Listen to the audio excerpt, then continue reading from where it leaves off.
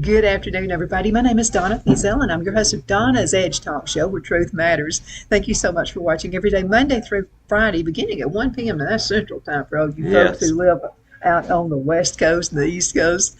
And we're always so glad to be with you. You can find us on the radio at IC Radio, where we are Fox News affiliates. You can also find us on television, 182 on Charter Communications and Abundance Television, found on Roku, Apple TV, and Amazon Fire. Don't forget the podcast, thenewscasters.com. And continue sending emails. I definitely appreciate it. And any of your thoughts, anything you would like for me to do a little research, you know, the geek in school here. Yeah. I can do some research for you, and I can go in ahead and whatever you want to see, whatever you want to hear. Relationship seems to be a one big topic right there you guys like to hear about. And you also love to hear about the Cowboy Church, American Fellowship of Cowboy Churches.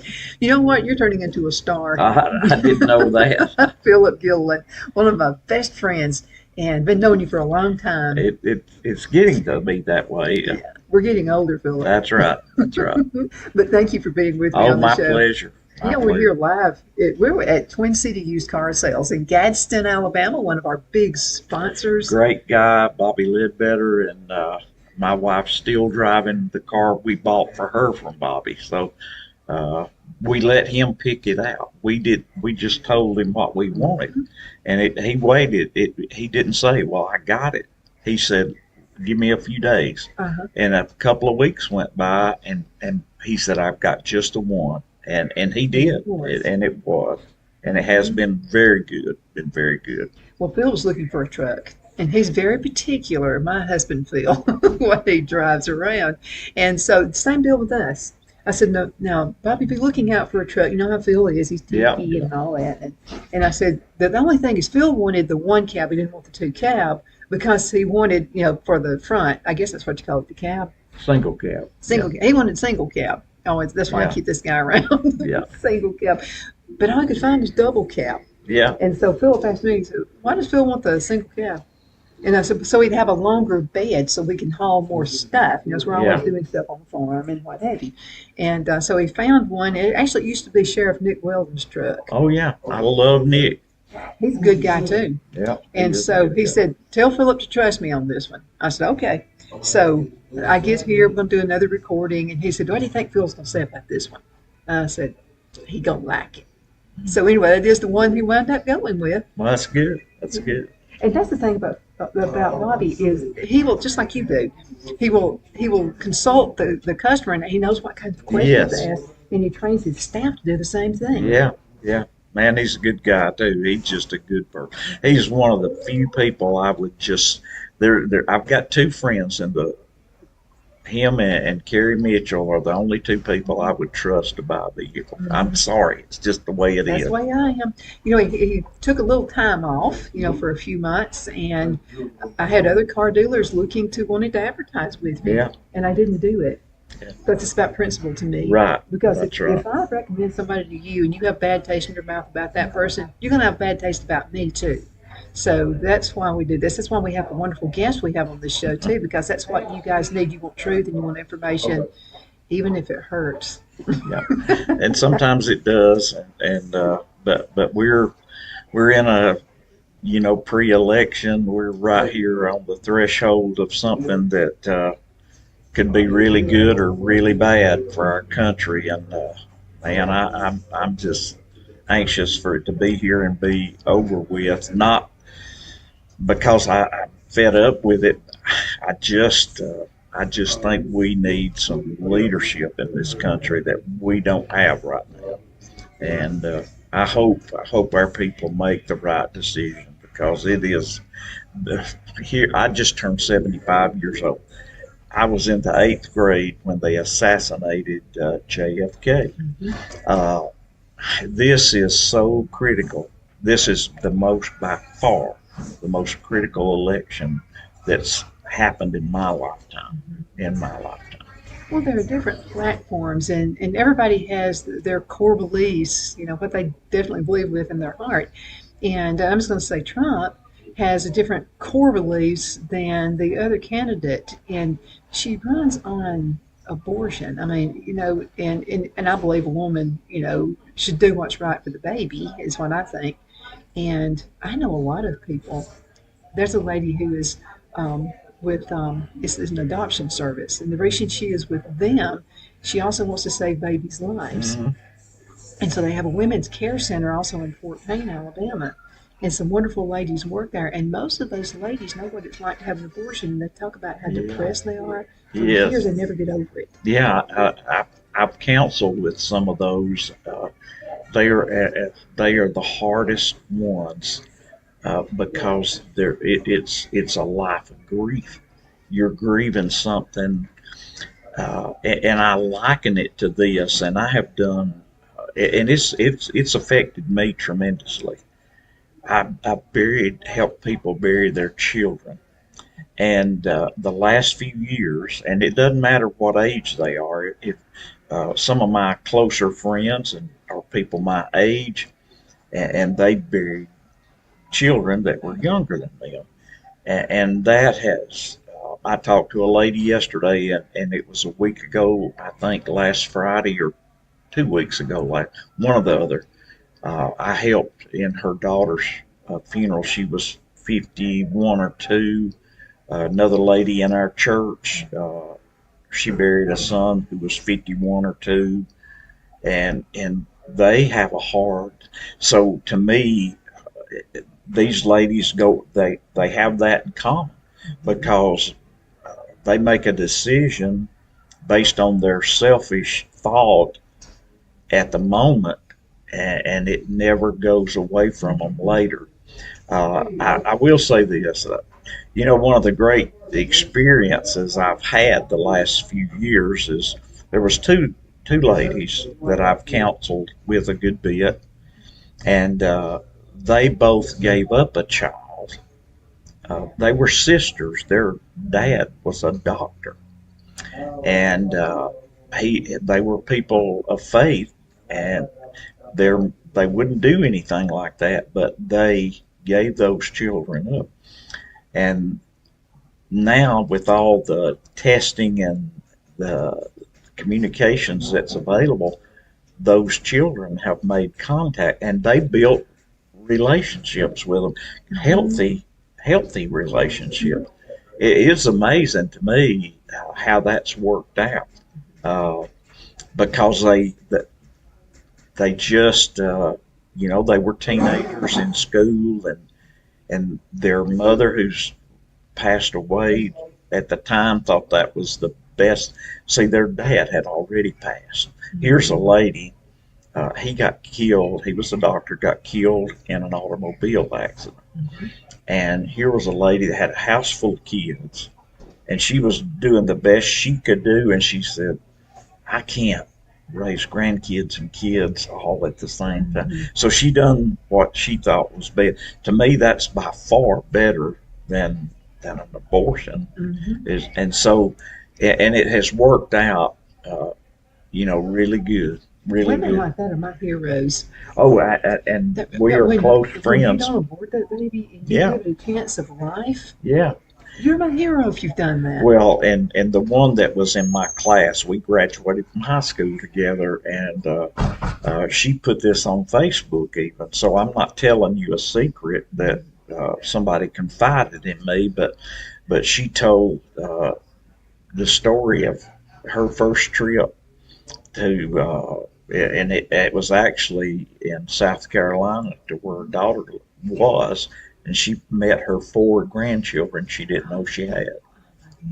And it's an amazing story. The things that can come from good when you don't expect it. They were doing the best they could. They wanted, and part of the communications back and forth between me and her, she said, I just really want to be angry at my mother for making me do that. And I said, well, you got to look at where she was a widower with a house full of kids. I mean, you got to think like what. Try to put yourself in her You have to position. think of the best thing for the Yeah, child. and these girls went on and got an education. They both married well. They had great families, and here they are now. They've got this family they didn't know they had. So, and it's been a pleasant, more than pleasant. It's been a blessing to find that, and to be just an outsider watching all this unfold. It was pretty neat. It's amazing. I mean, things that happen, and sometimes you think, well, why did that happen? Why'd you get pregnant? Without having a husband. Yeah. But that baby's still precious. Oh, Yeah, yeah. it is. And I'm a sucker for little ones, and we, at our church, the smallest of them, they call me Uncle Brother Phillip. That's what they call me, and I cherish it when they come running and jumping up in my lap, and they'll ask me for candy or something, and I've always got candy. And the I reason, noticed you run by me. You got that bag of candy. Well, Afraid I'm going to take some of it. well, those kids, you want those kids to realize that church is a good, safe place to be. And if you don't, right before school started, we had that warhorse camp, and we led 21 kids to the Lord. And if you don't have that relationship with them, and you got to start cold, it's a little different than when they're already comfortable with you and they feel like you're part of who they are. It makes it so much easier. Well, and kids remember those things because I remember we came from a troubled home, but I remember there were people in our church that would just like you, and I remember all of those folks. Mr. Denson, definitely remember. He was always walking around with bubble gum or something, and giving it to all the kids. Yeah. And he'd have a little twinkle in his eyes, almost like Santa Claus. Oh yeah, there's nothing that beats a child and having one that you feel connected with, that's not related to you, it's somebody else's, and you never know when they may come to you and want to confide something in you, or better yet, they want to come to you and ask you about how do I get salvation, and I love that because I know that they're being dealt with spiritually. So it doesn't get much better than that. And you never know when you're going to be that one person to shed a little bit of light That's to right. the kid. That's right. And sometimes there are people in your church, you don't know what their home life is really like That's outside right. of church. And sometimes you may be the only light they see Yeah. on the weekend, and it just gets them through the week. Oh, and we have a pretty large group that come on Wednesday night because we have 3 age groups of kids and young people, and now we're right after Thanksgiving we're starting a 4th group, and they'll be more like the college or young career age, and the reason why we're doing this is they came to us and said, look, we'd like to do some things, and I think, man, that's awesome. We'll make sure this happens, and because you only get so many opportunities to influence somebody's life and impact it in a positive way. This Friday we have the Ark, which is a group from Scottsboro coming, and they have some special needs kids, and we're doing a thing there at the church. Jonathan Young is the lay pastor that put this together, and so we're taking horses, and we also are taking horses and a wagon, and we're going to let those kids, either ride a horse or if they're. I think it's pretty neat. But my 14-year-old last night was asking my wife. He said, if I get, of course, she teaches in the same school he goes to. So he was asking her, he said, if I get all my work done on Friday, I'm going to stay out and help Dad because he knows I'm going to be, and he has experienced that before. And I've told this story several times, but it impacted my life tremendously. And it happened back when we were first really getting to know each other better. at a recording just like today, and I was about to walk in, and I think it was a 1 o'clock maybe over at the Cattleman Stampede in Scottsboro, and I'd pulled up in the parking lot. And I was about to get out of the truck, and this lady calls, and she says, "What age? Is there something that I can do for 3 kids?" She said, "They're not my kids," and she went on to tell this story. And these kids were, I think, from 3 or 4 to 10, and she told me the quick version of the story. With their dad wasn't part of their life, their mother was in prison, and she said, "We've offered to take these kids to the Birmingham Zoo. We've offered to carry them to the aquarium." And she said, over and over, they tell us all we want to do is ride a horse. And so I told her we had a fun day planned the next Saturday. I remember this. And she said, "Can I bring them?" I said, "You can bring them." And my boys were much younger. They're 14, and my young boys, they're 14 and 16 now, but then they were probably 10 and 12. And they helped me brush the horses. They helped me get everything loaded on the trailer. And I've always got some horses that I can put a kid on. You won't ever see me without one.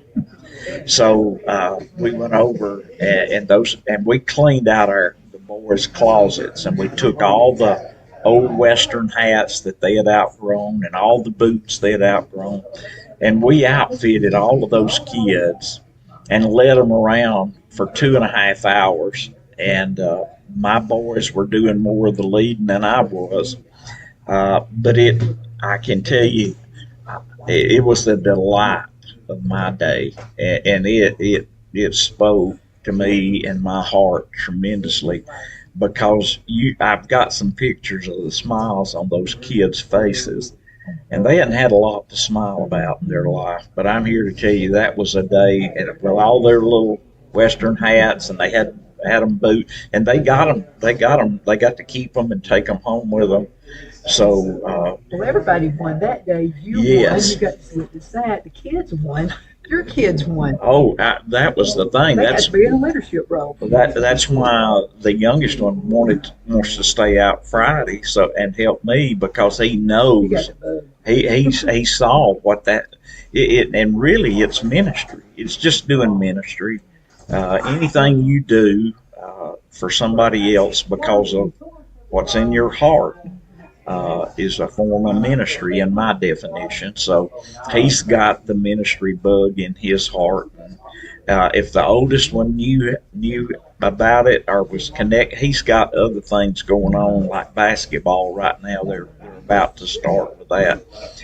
But in fact, I think their first game is either this Friday or the next. Maybe. How old is he now? Last time I saw him, he was like, I was doing this. They're both about 6'1". They're both about 6'1".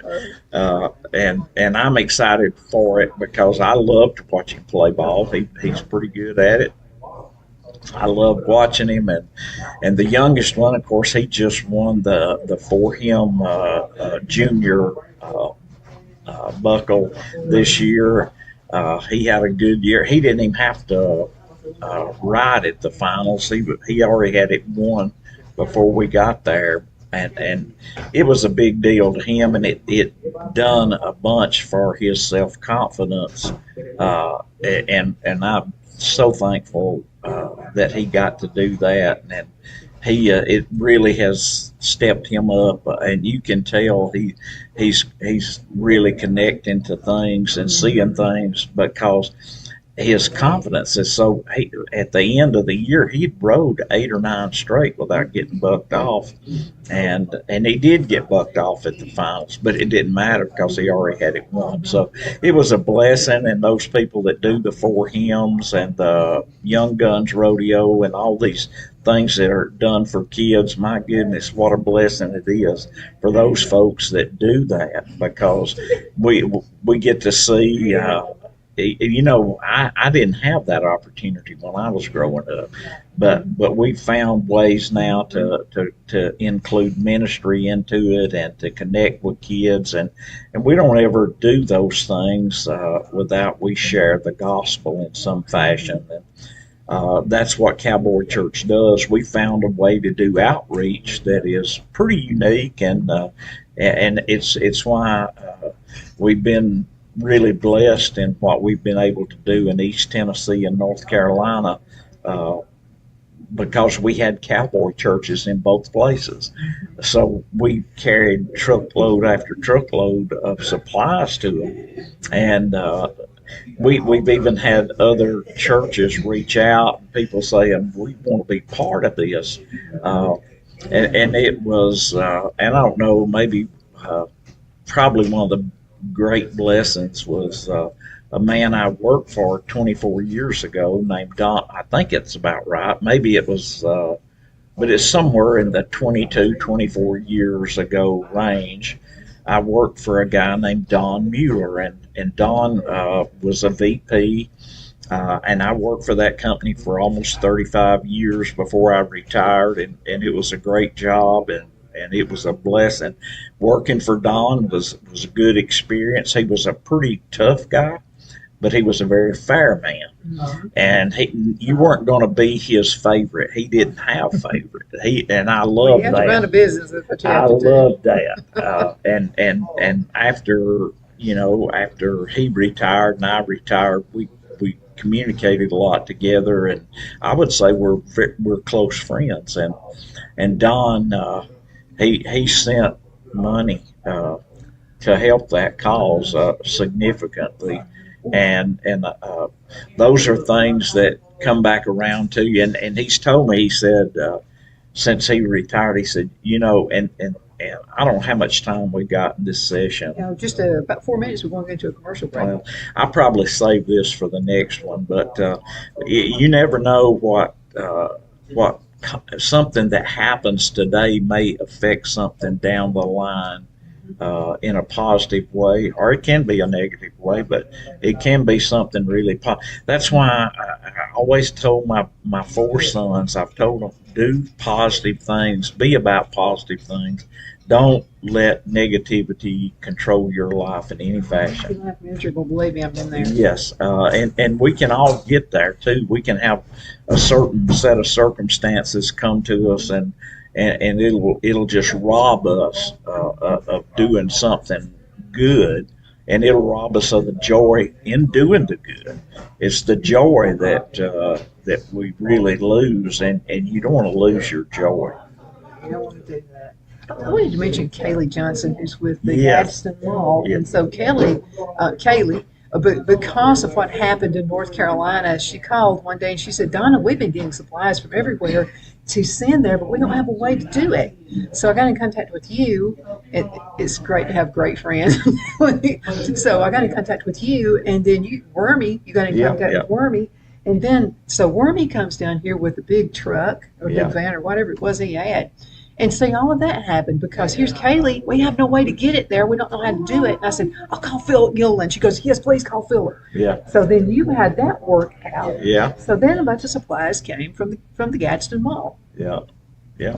It worked out good. It worked out good, and it worked out good for her folks. And she does a fantastic job taking care of her people, and that's a good thing. That's a good thing. She is a sharp young lady, very sharp young lady. Well, she has the background of retail, so she knows what could possibly happen to a young business owner. Yeah. Somebody's just started a business in retail, because retail is a different bird. Yeah, that's right. Have you ever done retail before? No, not much. Very little. Everyone should be a minister once, or a minister's wife, or a minister's kid. You need to be one of those, and you need to be in retail. That's right. Work at a burger joint, President Trump. Oh yeah, my wife did. My wife used to manage one, and she has a different perspective on. If you see her in a restaurant, you better tip good, and you better be very polite to the server. I'm very kind to the server. Yeah, even if I get a bad one, I don't say anything. I don't either. And I still tip them. And I spent 40 plus years traveling and staying in hotels and eating and I never ever. I would say in all those years, I might have had something worth complaining about maybe 2 or 3 times. I even had kind of a fuss with one of the guys in our company because he acted so ugly. I told him I'll never travel with you again. If you're going to act like that, I said, I'll put you out on the side of the road. And I would. I just will not tolerate people that want to act ugly. Sometimes they've been at church. And I've heard servers tell me that's Yes. the day we dread most of the entire week is Sunday when people get out of church because sometimes they don't tip. And not everybody, but some don't. And they're the biggest complainers. I mean, it's like they want their teeth filled like that. And those poor servers are running their legs off. Because that's the busiest day they got. So we try, and my wife has helped me a bunch with that. I just learned to be more tolerant, be way more giving when it comes to that, because that's part of what they earn. And I'll tell you another thing. Back during the COVID and the shortage of workers and all of that, we learned their value. We didn't really know their value till then. And we had a trip out in Texas, and they were with me, and we went in restaurants that just they had plenty of space, but they had nobody to serve you. So you either just patiently waited 30 or 45 minutes, or you had to go somewhere. And we learned, look, we really need these people. They're valuable. Oh, you got it. And my son Brad. Brad never meets a stranger. I mean, he's friends with everybody.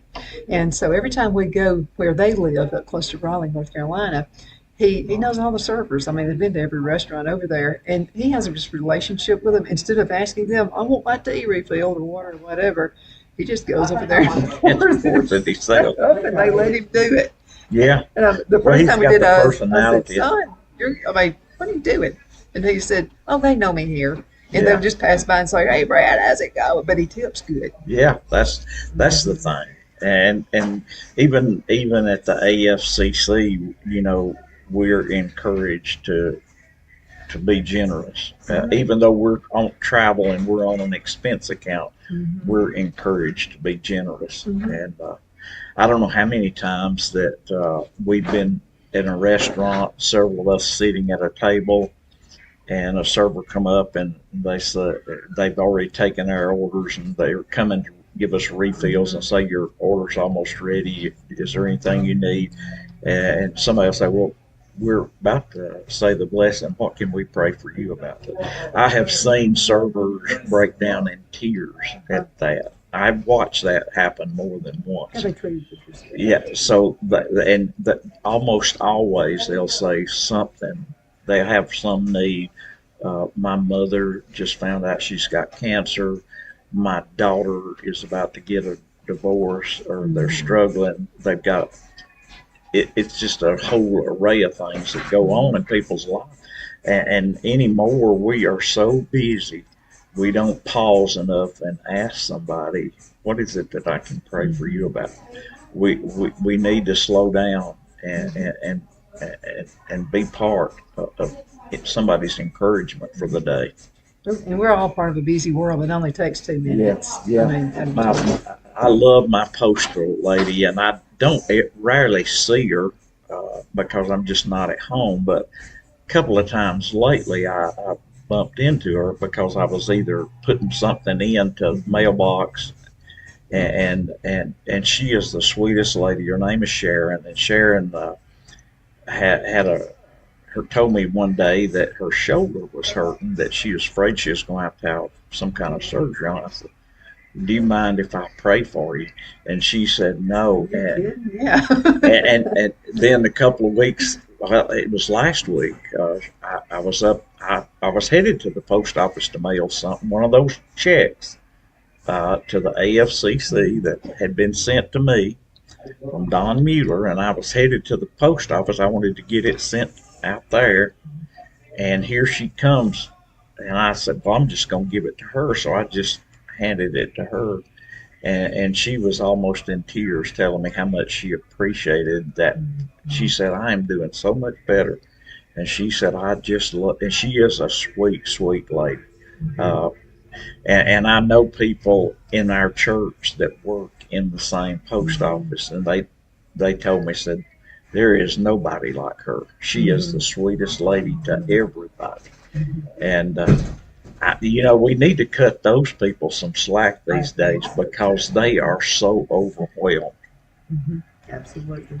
Philip, we're going to have to go into a commercial break. Can you believe it? Over half the show already. That's what happens when you have this guy on the show. We'll be back in just a minute. Queen City Used Car Sales has been serving drivers in the Northeast Alabama area for years with a quality selection of late model used cars, SUVs, and pickup trucks. On top of our extensive selection and competitive prices, we offer professional auto financing services for used car buyers of all credit levels. Whether you've just begun your search or you're ready to secure your next vehicle, at Twin City Used Car Sales, you will drive away with the vehicle of your dreams. The sales and finance staff at Twin City Used Car Sales looks forward to serving you, and you can apply for financing online before your visit to our used dealership in Gadsden, Alabama. Check us out on the web at twincityusedcars.com or go by our location at 901 First Avenue, Gadsden, Alabama. We sincerely look forward to serving you.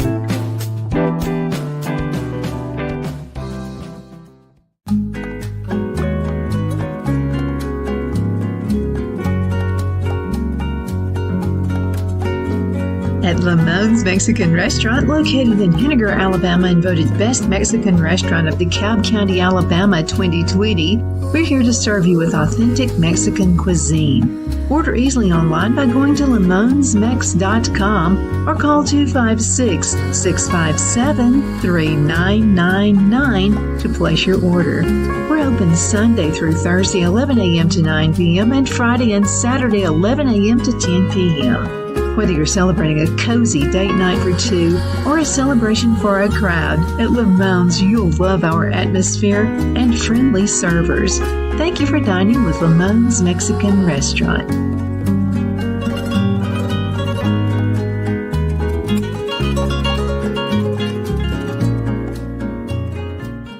At Liberty Bank, we're all about community, whether it's to help with a charity fundraiser or help families in need. Toys at Christmas or a local football team, we're here for you. You see, we realize the importance of family. Sometimes it's to build a new home or necessary home repairs. We're here for you.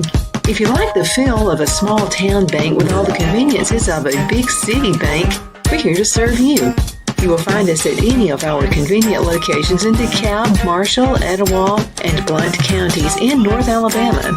You can call and speak with any of our friendly staff at 256-659-2175 or check us out on the web at libertybankal.com. And thank you for your support of our community. Member FDIC Equal Housing Lender.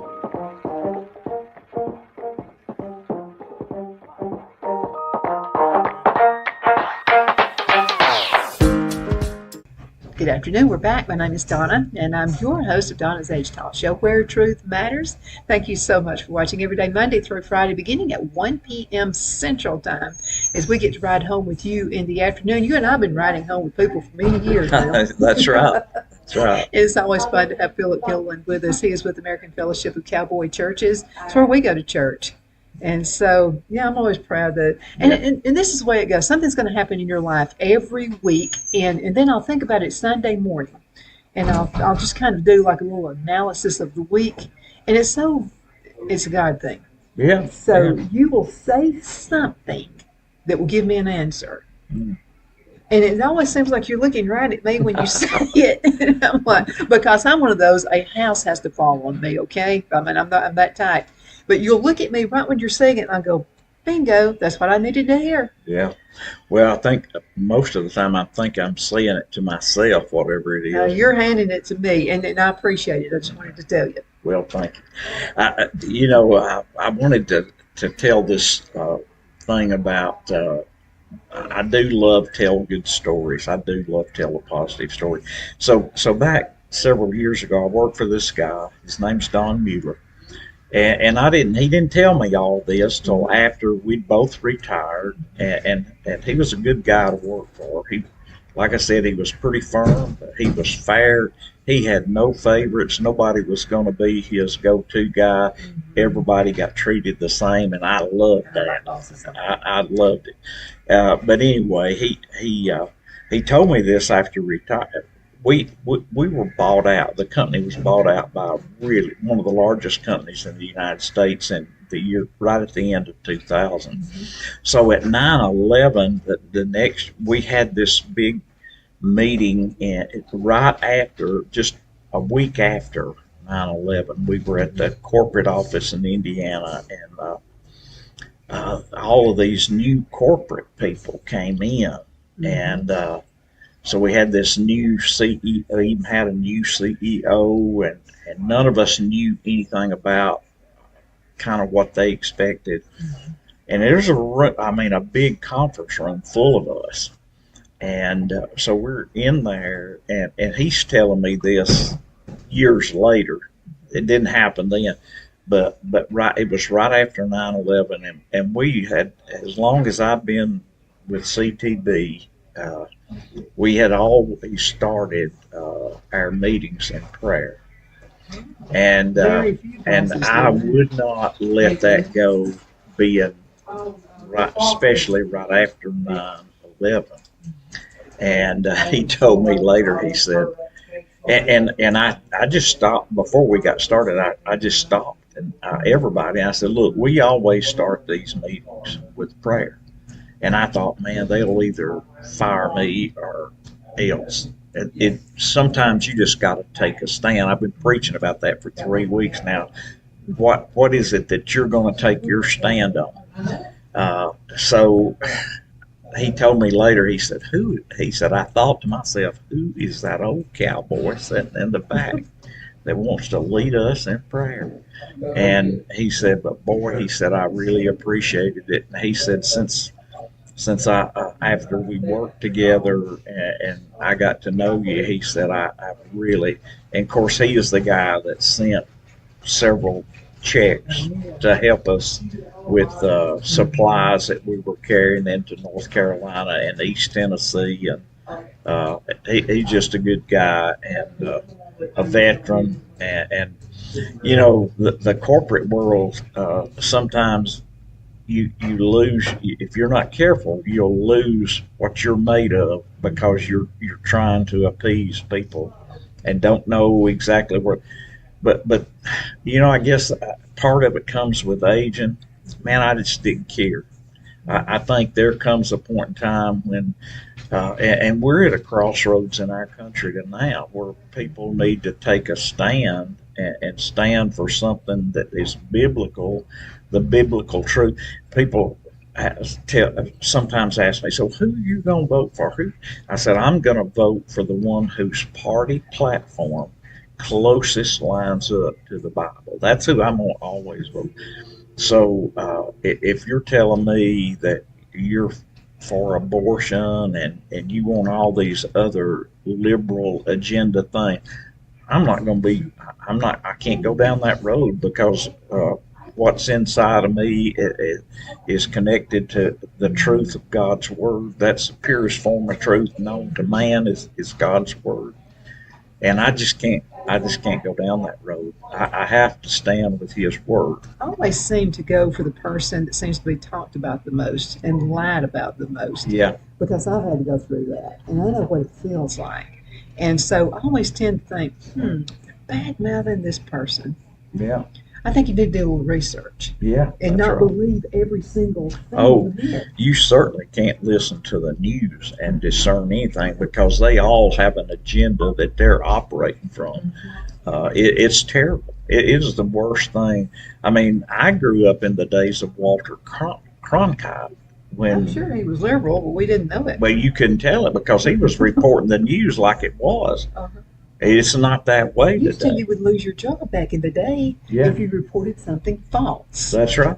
And now then it's open season. Yeah, it happens not only every day, it happens every few minutes. It's a continual agenda-driven thing. And so people kind of get, if they ever get locked on to one of those things and get to watching it, and I used to back in the day watch CNN. I wouldn't give CNN 5 seconds of my time today because it is such a mess. It is just, it's crazy. And I don't think they all started that way, but they've all gotten that way. They've evolved to it over the last 20 plus years. And I think there's reasons behind it. Some of them we can have an ideal about, but if I don't know it, I'm probably not going to say it. So I don't really know it for certain. But I think that if this country doesn't get back to the biblical foundation that it was born upon, we're going to be in lots of trouble. He's been in broadcasting for a very long time, and so he said he was going to go to work with CNN a few years ago, and I know him; he's a conservative. I didn't say anything, but he told me that he was going to do that, and I'm thinking he's going to get bashed. He's either going to have to leave or he's going to give in. It's going to be one of the two things. Yeah. Well, he didn't give in. And he lasted a little bit longer than I thought he would. I thought he's going to last 3 months. He'll be out of there. He did last 6 months. Oh, yeah. And then later on, he said, well, what were your thoughts? I mean, did you think I should take that? And I said, no, I was going to beg you not to. I said, because I know you're conservative just like I am. I've been in the corporate world before. I would not be able to be at any of those for any length of time because I wouldn't want to be clamped down. And that's what they were trying to do. And then he wouldn't change. Then they isolated him. It's like nobody would speak to him, like a bunch of kids. And seeing it's like being bullied by on the playground in grade school. And then later, so just a few weeks ago, I talked to him again, and he said he's out on his own now, and he said, "Have you ever thought about going to work for the big boys?" And I said, "No." I said, "I'd be just like you. I wouldn't either fire me or I'd quit because I've got to get the word out because I have to live with myself at night." That's right. I don't know. And I fully believe there's a lot of people that have sold their soul. I don't sell my soul. And I sure wouldn't want to be one of them. I believe there's a lot of those people that have sold their soul to keep a job. But what good is it when you can't live with yourself? Well, it's just like that meeting that day. I just couldn't stand the thought of us here. At the time, I'd been part of that company 15 years. And I mean, one of the reasons why I had a great job that I left to take that job. And I couldn't stand the thought of giving up what we had been and what the founding principles of that company were just because some big corporate company came in and bought us. You know, I understand that's life today. That we were, and I've had the privilege of working for mom and pop companies that got bought out. 2 times I've done that in my life, and I've watched the change, and it's not ever as good. It never works out as good. I started out with Contel Cellular. Yeah. And then they were bought out by Cellular One. Then it went to now they're Verizon, and every single mouth they had, they got more liberal. Yeah. In their thought. And they would send me to these classes on how to conform. And so I mentioned to the boss one time, I said, "Oh, you're trying to conform me." Yeah. And he said, "No, you just need to be more resilient." And I said, and it was about gay and lesbians. And I said, "I love gays and lesbians. And if they come to my church, I'm going to welcome them." Yeah, yeah. And I said, "I don't know what you're talking about, but it was a requirement. I had to go to it." Yeah. And I said, "This is going to put me behind in what I have to do here on the job." But I had to go. I was required to go. He said, I said, "Will I get fired if I don't go?" And he said, "Yeah, you'll be fired. It's a requirement." Yeah. I felt like a bird let out of a cage when I left that company. Now, they gave me great, like you said, they gave me great opportunities, and I learned a lot. I learned how to deal with people. I learned how to deal with stress because they gave me most of the stress. But anyway, I learned to deal with it. Oh, it amazes and me. I was happier. So when I got after I gave them my resignation letter, Phil goes, "Donna's back." Yeah. And I said, "I've been miserable to live with." And he said, "You've been pretty miserable to live with." He said, "But you've been unhappy at work." He said, "I've been telling you to quit." Oh, it is. It's a sad thing and I went through in all my working career, I still work. Of course, I work for the American Fellowship of Cowboy Churches, but that's more like a call to ministry than it is really work. I mean, it's pretty busy. It's pretty demanding. But it's not the same as the corporate world. But looking back on it, I in all those years that I worked, I only had about a year and a half that I was unhappy, and I could not wait to get out from where I was. And but I endured that. I would have never got to where I was if I hadn't have endured that year and a I half. feel the same way. I feel exactly the same, but I got to tell you something that was pretty satisfying.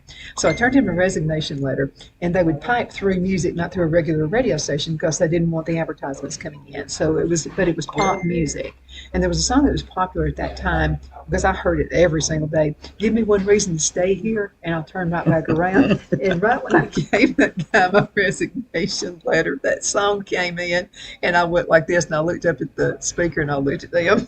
Yeah, And he said, how fitting. And I yeah, said, yeah, how fitting that's. But we didn't leave mad with each other. As a yeah. matter of fact, later he had a heart attack, and I kept warning him. I said, you're going to wind up with a heart attack. You're going to wind up with a bad marriage. You're going to bad, your kids are going to hate you. Yeah. I mean, it's going to, because I said, you are miserable.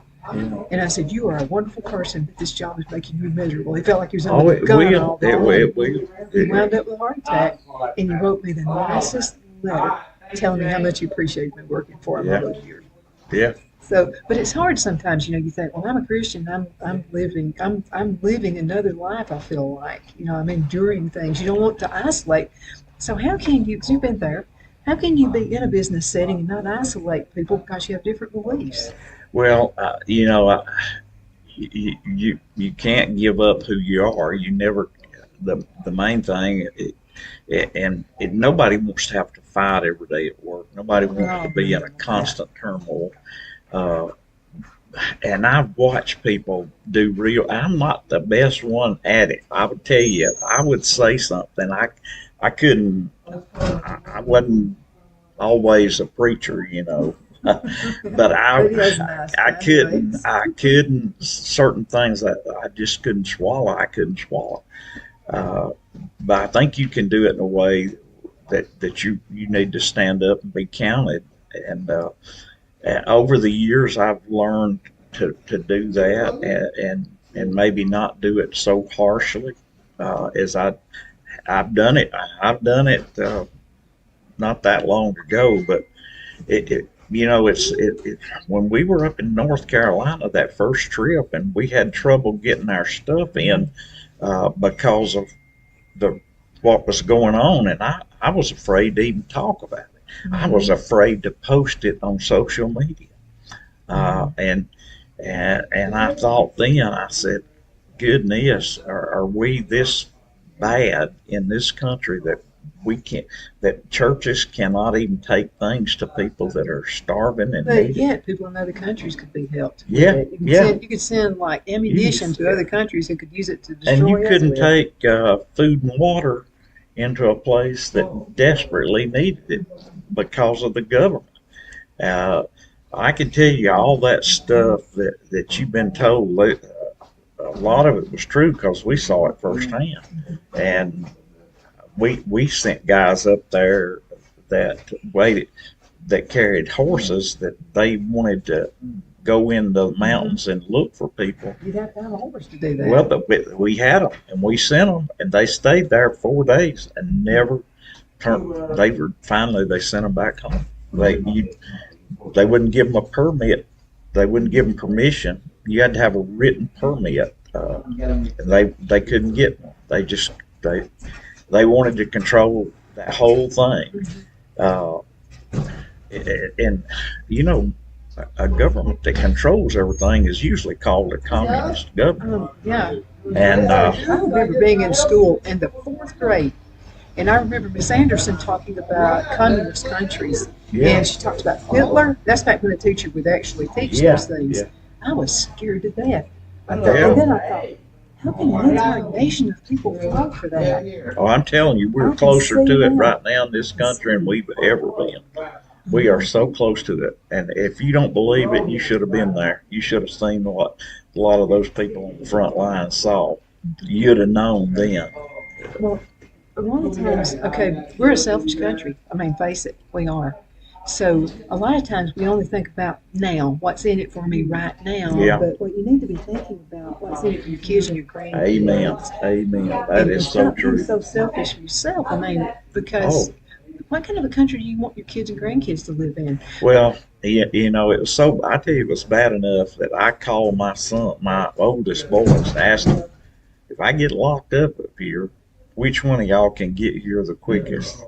And my oldest son was in Israel at the time, and Jason, the next of the oldest, is dead. I got the plane with me. I'm in Savannah, but I got the plane with me. He said I can be there in 45 minutes. Don't you worry.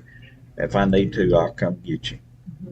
And thank the Lord for that. But because I didn't know how it was going to turn out, you know, and it's your own government. The first time in my entire life I've ever been fearful of my government.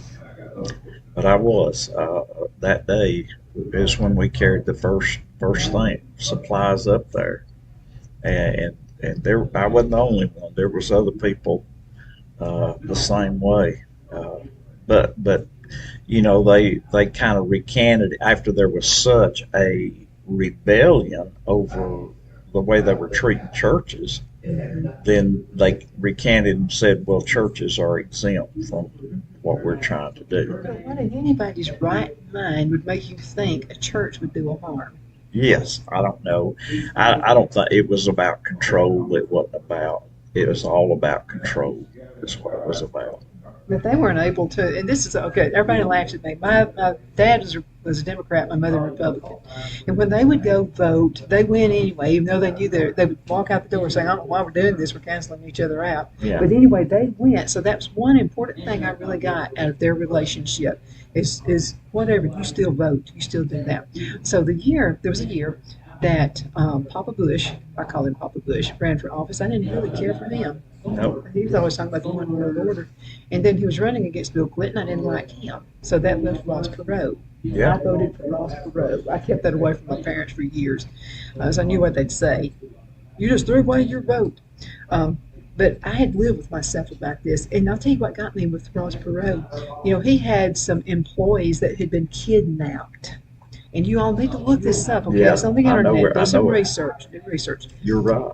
He waited on the government to rescue him. Well, the government, even then, was not out there in a hurry to go rescue his employees. So what did he do? He hired his own people to do Yes. it. Yes. Probably like Trump having to do right now with his security people. Well, I guess that's the thing that, and we talked about this, but it is so scary to me that, man, you've got to be courageous to do what he's doing because I think they want him gone so bad they can't control him.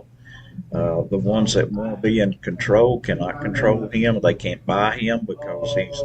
But everything they've done has helped him with a photo op. Yeah. And this is another thing. He is the master negotiator. He is the master promoter. Why would you go against a promoter like him? He's going to turn it around, and it's going to. Yeah. Those pictures were perfect. So in the blood coming down from him with all those. It's like I know some people that were just really struggling with vote. They were going to vote for him, but they were going to struggle with it. And they said,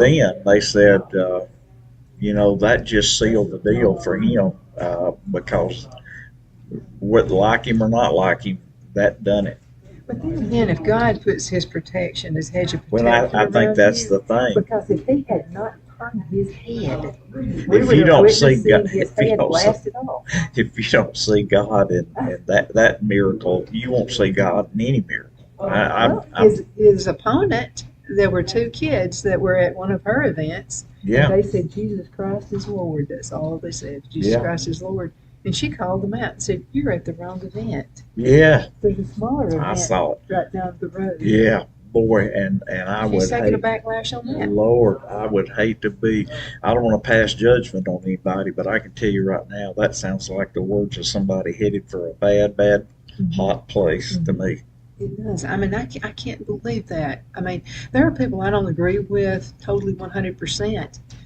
what the best thing to do, don't get into a riff-raff with them. Don't even try to start something or say something that insulting. That was so insulting to the Oh, boy. it was terrible. It was terrible.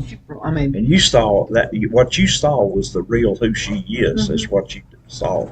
well, a lot of folks who, and there are some churches, not yours, but there are some churches who won't take a stand in this. Yeah. They said, well, I don't want to tell my congregation how to vote. No, mine knows how I'm going to vote.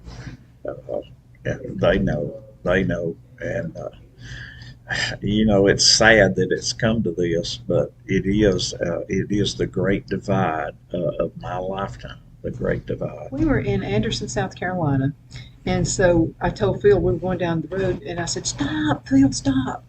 So Phil said, what is it? He thought he was about to get hit or something. And I said, no, look at that pizza place.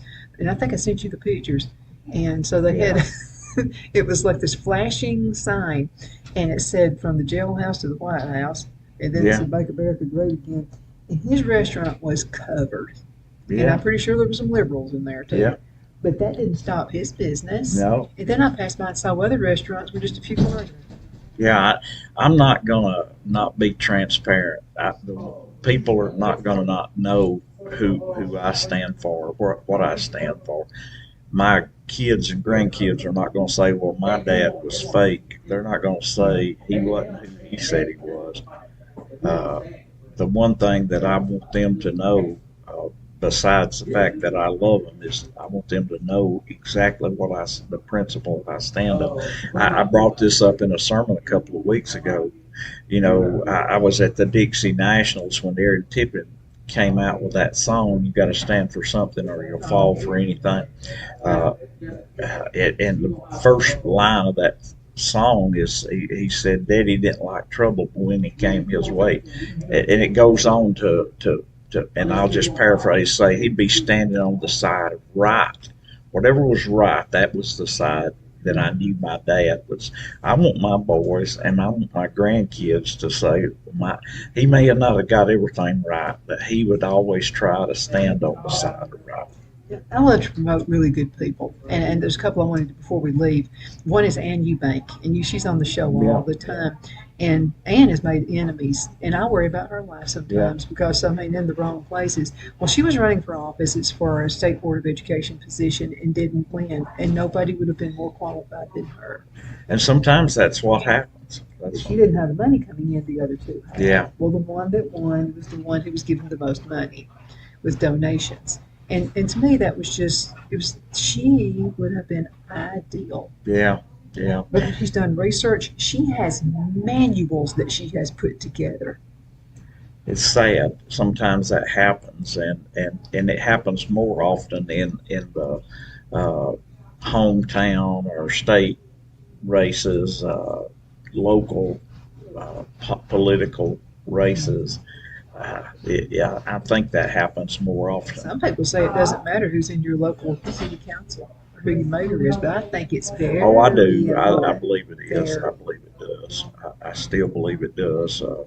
There's a lady that is in the local city council, and this lady is like an awesome lady, and she's in Fort Payne. And I'm going to tell you what, she sticks up and she stands, whether anybody likes it or not, and she takes up for the citizens. Her name is Lynn Brewer. Mm-hmm.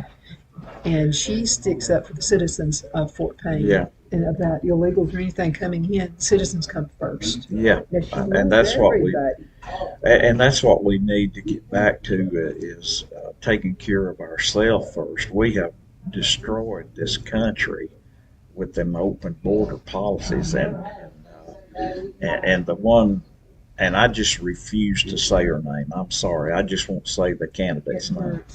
Because it's a curse on America. It's a curse on. That's why I won't say the one currently. I won't say his name. I won't say the one before him because they are all cursed. They have been a curse on America. When you tell the American people that you're a Christian and you turn around and then after you've been elected say, "Well, I'm going to stand with the Muslims when it comes down to it." Mm-hmm. That's not Christian behavior at all. Well, that was the bell that went off. Okay. Phillip, thank you so much for being on the show. Oh, my pleasure. It's always my pleasure. Great. Always great having this guy on the show. And thank you for everything you do and for everything you stand for. I can't say that for everybody, but I say it for him. But again, thank you. And thank you for watching. Continue sending emails. Appreciate it. Donna at donnasedge.com. Donna at donnasedge.com. You take care and you have a super duper awesome rest of the day. See you next time.